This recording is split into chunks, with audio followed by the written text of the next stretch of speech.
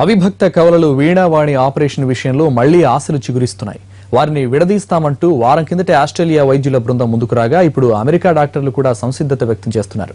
నేరుగా వీణావాణిల తల్లిదండ్రులతో సంప్రదింపులు జరిపింది యుఎస్ డాక్టర్ల టీం. అయితే దీనిపై తమకు ఎలాంటి సమాచారం లేదంటున్నారు నీలోఫర్ అధికారులు. వీణావాణిల సర్జరీ వ్యవహారం రోజుకో మలుపు తిరుగుతోంది.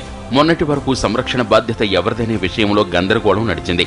వారిని తీసుకువెళ్లే స్తోమత తమకు లేదని, దేవుడిపైనే భారం వేసి సర్జరీ చేయించాలని వీణావాణిల తల్లిదండ్రులు కోరారు.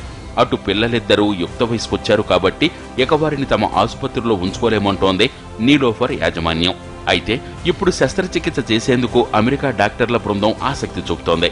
ఎన్ఆర్ఐల ద్వారా నేరుగా వీణావాణిల తల్లిదండ్రులను సంప్రదించారు. సర్కార్ అంగీకరిస్తే సెప్టెంబర్లో నీలోఫర్కు వస్తామని కూడా అంటున్నారు. అయితే ఈ విషయంపై తమకు ఎలాంటి సమాచారం లేదంటున్నారు నీలోఫర్ వైద్యులు.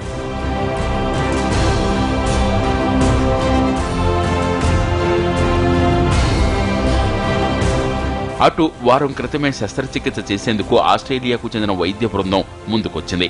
ఆధునిక పద్ధతుల ద్వారా ఆపరేషన్ నిర్వహించి కవలలను వేరు చేస్తామని ప్రభుత్వానికి తెలిపారు. దీంతో ప్రభుత్వం సానుకూలంగా స్పందించింది.